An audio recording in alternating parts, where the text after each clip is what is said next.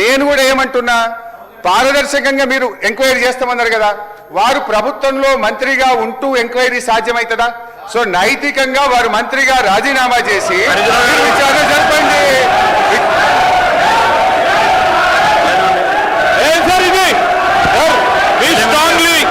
We strongly condemn the remarks made by Harish Rao గారు. మేము ఈరోజు ప్రస్తావన చేస్తా ఉన్నాం అధ్యక్ష.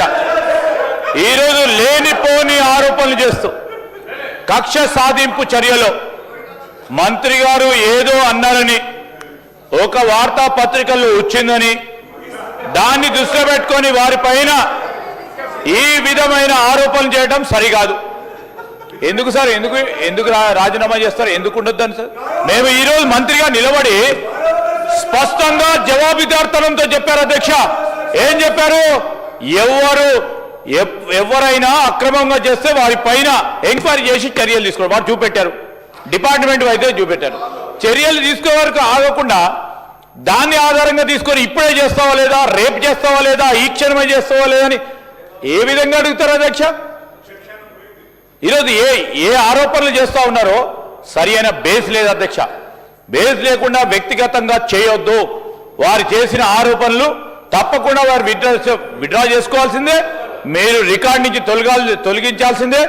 ఈరోజు హరీష్ రావు గారు పదే పదే ఒకటే సబ్జెక్ట్ పట్టుకొని ఒకటే అంశాన్ని పట్టుకొని దాదాపు 50 నిమిషాలు అయింది అధ్యక్ష.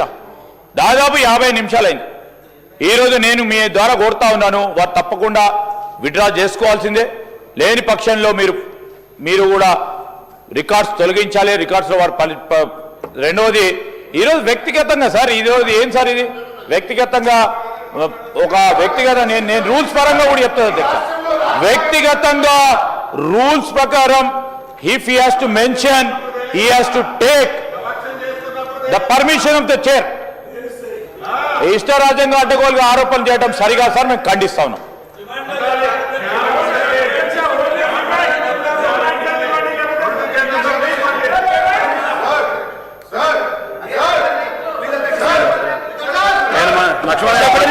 అధ్యక్ష, గౌరవ హరీష్ రావు గారు ఏదైతే మైనింగ్ డిపార్ట్మెంట్ సంబంధించినటువంటి అంశాల మీద రాఘవ కన్స్ట్రక్షన్